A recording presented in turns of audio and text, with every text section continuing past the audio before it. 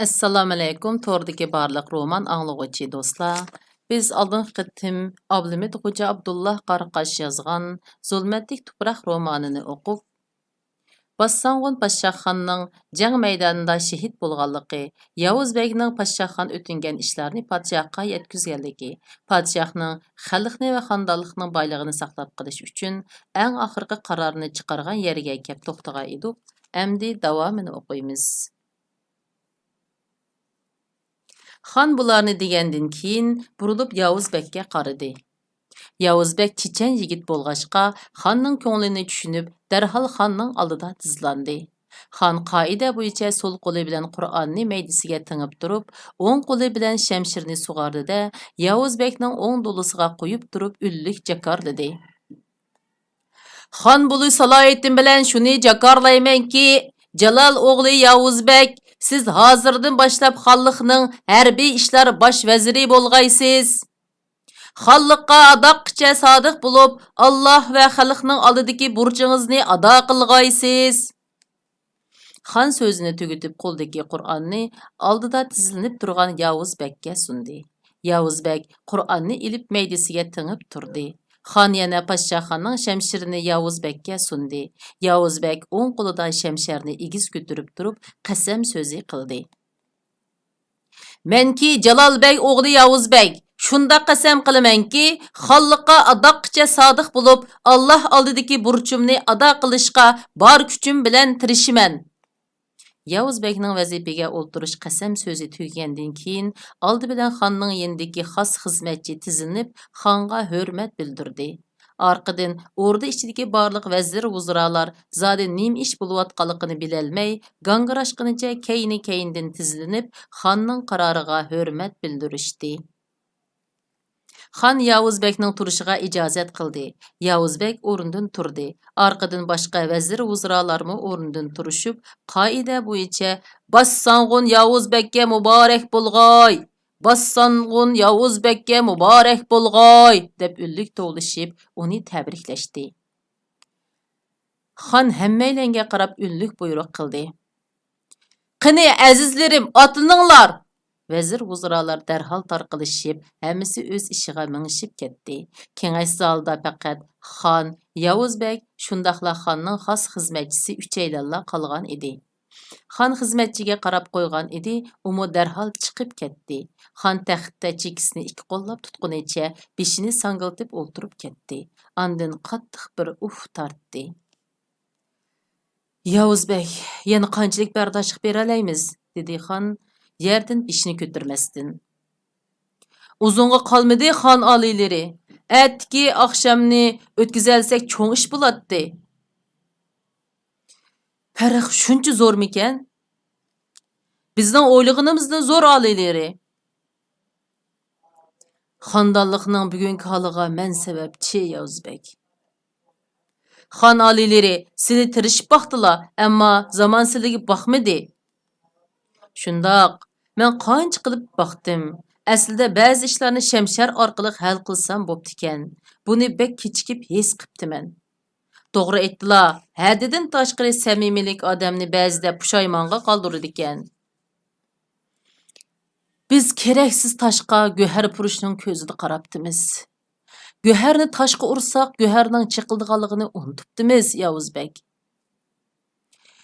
Göher degan göher alileri. Şuna o etvarlanıp taşlarının yüzüden orun alıdı.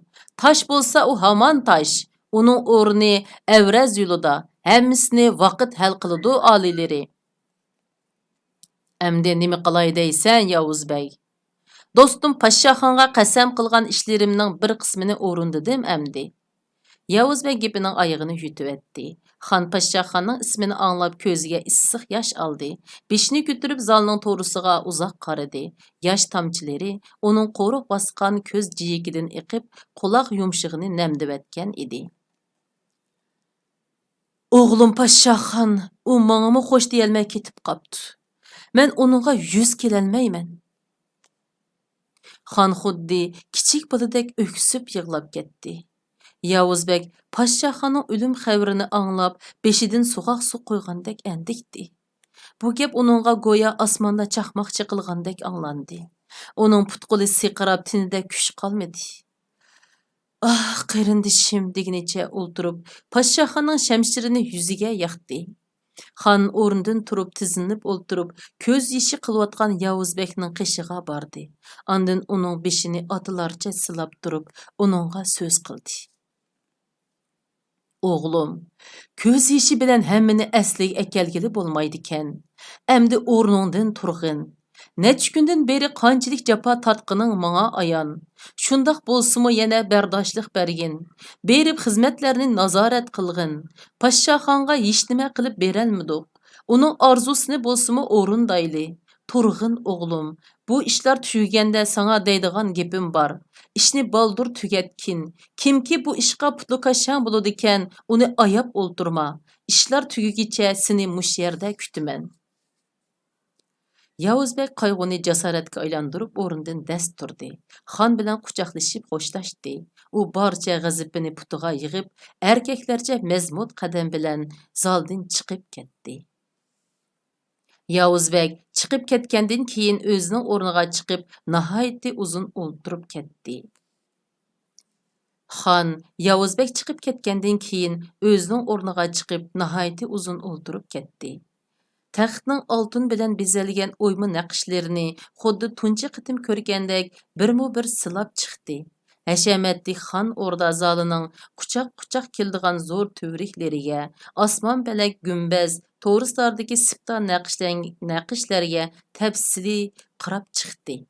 Ondan qattiq uf tortib, kayniga yo'linib ko'zini yumib o'ltirib ketdi. Xas xizmatchi uning qishiga kelib qarab edi. Xon ko'zini asta ichib bugun oqshom mush yerda o'zining yolg'iz turg'usi borligini aytib, uni aram elishga buyurdi. Ertasi quyosh nayza bo'yi o'rlaganda Malika Kunchechak xon otasini izlab o'rda zaliga kirib keldi. Xon kechicha uxlamaganlikdan uning ko'zlari qizirib, qapoqlari sangilab ketgan edi.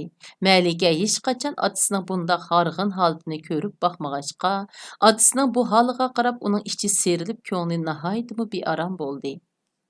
"Xon ota, ozroq narsa yeb olsila", dedi Malika otasining qo'lini tutib turib. "Ko'nglim hech narsa tatmaydi, qizim", dedi xon qiziga qonmaslik bilan qarab. Malika otasiga boshqa gap qilishni xo'p ko'rmadi. Chunki bundaq chaqda har qancha tasalli beradigan so'zlarmi xonga ta'sir qilmaydi. Malika un-tunsiz uning qo'lini tutib, yonida o'ra turdi. Xon qizga qaytadan sep soldi. Uning kichikligidagi omoq balaliq chaqlarini ko'z oldiga keltirdi. Malika Podshoxonning jangda shahid bo'lganligini anglab, o'zining bu dunyodagi eng yaqin sirdosh do'stidan ayrilib qolganligidan intayin azoblangan edi. Uning ustiga xonlikning og'dirilib, vatanning munqariz bo'lishi ehtimolligi uningga bekmi aniq edi.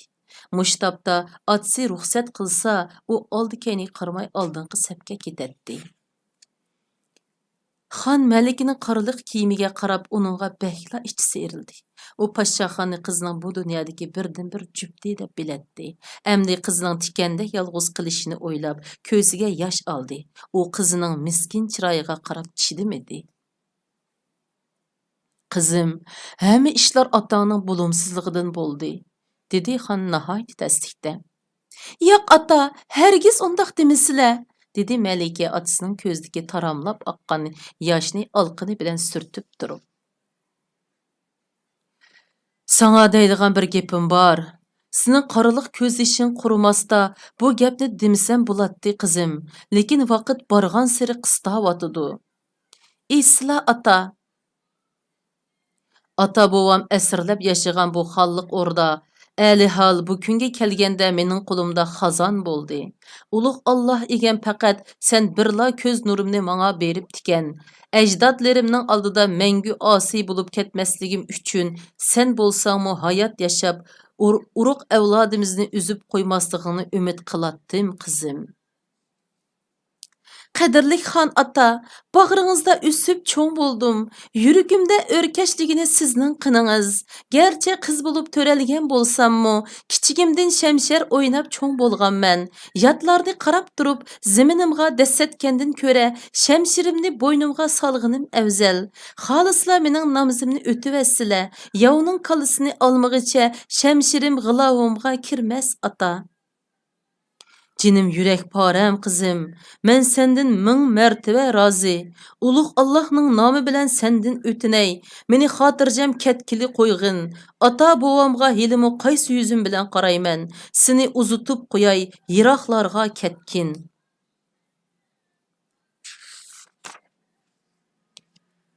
Xan amraq qızının qo'lini tutib turib, yağmur kabi yosh to'kdi.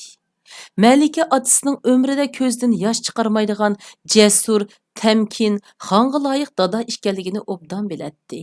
U otasining buncha miskin, buncha g'arib bo'lib ketganligini ko'rib, zodi chidayolmadi. Otasining mo'risida beshini qo'yib turib, ko'zdan unchidek yosh to'kdi. Ondan o'zining bekla azoblanib ketganligini otasiga bildirmaslik uchun otasining yenidan yeshini surtgunicha yugurib chiqib ketdi. Şu günü şehir işçi ala topulan bulup, kişiler uruş vehimisinden alaqzada bulup ketişti. Kaçıdığanlar kaçtı, kalıdığanlar kaldı. Oruslar bütün harbiy gücünü işqa silip, qara borandek tap bastırıp kilovatkan idi. Xan Hilimo taxit üstüde kirpik qaqmay atısından qalğan yaltıraq şəmşərini tutup sükut içide olturattı. Şamğa yaqin bas sanğun Yavuz bəy qatarlıq bir muncha vəzirlər orduğa aldırab kirib keldi. Andın xanğa salam qilib, xizmatlarini doklat qilishqa boshladi. Boshda Yavuzbek eg'iz ochdi, chunki xonliq tuzumida harbiy vazir va bossong'ullikni birla odam o'taydi. Shunga Yavuzbek barcha vazirlardan ustun turadi. Xon oliylariga ma'lum bo'lg'ay, xizmatlarni asosan o'ngishliq o'rindaldi. Bu qitimqi taqsimot tizimligi davlatning harbiy, moliya, iqtisod, sanoat, yezigilik, tabiiy boylik qatorliq muhim sohalarning, shundaqla munosabatlik boshqa sohalarning barliq materiallari birdek ko'ydirilib tashlandi. Ko'ydirishga men va bosh vazir o'zimiz qatnashdik. Xon oliylari söz başıldı Tashqi ishlar vaziri xonga hurmatini bildirib. Qo'shni davlatlar bilan aloqalashdik. Ular bizdan borganlarga eshigini ochadigan bo'ldi. Lekin ularmi qo'rqib qopdi. Nihoyatda oz sondagi yurt boylari, sanoqliq harbiylarning oila tavobatlarila chikitishni xohlaydi ekan. Ularni yo'lga silib etdik. Ko'pincha yurt boylari qasir ham mol varallariga paylamay chikitishni xohlamadi. Ular bizning so'zimizga qaraganda yiqqan oltin kumushiga bekroq ishondi bo'lg'ay oliylari. Oliylariga ma'lum bo'lg'ayki, deb so'z boshladi shahar qo'g'dash qo'mondoni. Askarlarimiz to'liq qurollanib shahar atrofiga o'rilishib bo'ldi. Yigitlarimizning irodasi bek mustahkam. Ular dushman kalisidan do tikishyotdi. Xonning ko'ngli ularning so'zini anglab bir oz aromiga tushgandek bo'ldi. U o'rnidan turib vazirlarga so'z qildi. Allah sizlarni mengu o'z panoyida saqlag'ay. Har qaysinglarga ko'p aziyat chekdinglar. Har qaysinglarga atab xazinada azroq bir narsa qoldirdim. Oladiganlaringlarni elib darhol o'rdidan ayrilg'aysizlar. Qancha yiroqqa ketsanglar, shuncha yaxshi. Shahar qo'g'dash qo'mondoni, siz yigitlaringizni darhol tarqitib eting. Ordining butun ishiga echib etilsin. Vazirlar xonning bu so'zdan hayron qoldi. Hem qattiq ta'sirlendi. Ular ko'zlariga issiq yosh erishib, xonga bo'lgan sadoqatini bildirishdi. Bosh vazir atrofidagi vazirlarga toza bir qarab olgandan keyin so'z boshladi. Xon oliylari, boya biz huzurlariga kirgucha oldin ola deyishib bo'lgan ulug' Allohning quli bo'lish sifatimiz bilan xondonlikqa bir umr sodiq bo'lib keldik. Xonning osh tuzini yeb, vatanning suyini ichib cho'ng bo'ldik. Endi xonlikning beshiga kun kelganda beshimizni qiqib ketish biz erlarga qilingan eng zo'r haqorat. Beshimizning chepilishiga roziki, tinimizning vatandan ayrilib, o'zga yurtlarda yurishiga asla rozi emasmiz. Atimizning o'g'li bo'lish sifatimiz bilan bizning qinimizni vatan tuproqiga oqqizishdan o'zga xushalligimiz yo'q. Alileri bizni keçürgeyla. Xan vəzirlərinin bunda xülasə çıxırışını oylab baxmagan idi. O vəzirlərə qaytadan qarashqa başladı. Şükri, ey Allah. Meni şuncha azizlig'iningga ming shukri. Manga beribsan, Hazreti Alidek botur vazirlarim borlig'ini bilmay yuribdiman. Xon bulardan qattiq ta'sirlandi. Shundaqdimi u so'zini keskin davomlashtirdi. Aytqininglar barhaq vazirlarim, lekin men sizlarning shohinglar, meningmi o'ylig'inim bor. Mening sizlarga aytqanlarim butunlay yorliq. Mendan rozi bo'lgaysizlar. Menmu sizlardan ming martaba rozi. Ko'zimni uchuq ketmasin desanglar, darhol deganlarimni bajo keltiringlar. Yorliq tamom. Xon so'zini tugutish bilan o'rda ichini yig'azor qopladi. Chunki xonlikning yorliqiga bo'ysunmoqdan o'zga chora yo'q edi. Ularning nazarida xon yorliqiga bo'ysunmaslik Alloh oldidagi osiylikdan derak beradi. Vazirlar xonning oldiga navbat bilan kelib, quchoqlashib xo'shlashdi. Ondan eg'ir qadamlar bilan xonga qiyolmagan holda o'rda zalidan chiqib ketishdi. Bu qitimliq roman o'qishimiz mushargacha bo'lsin. Xayr xo'sh.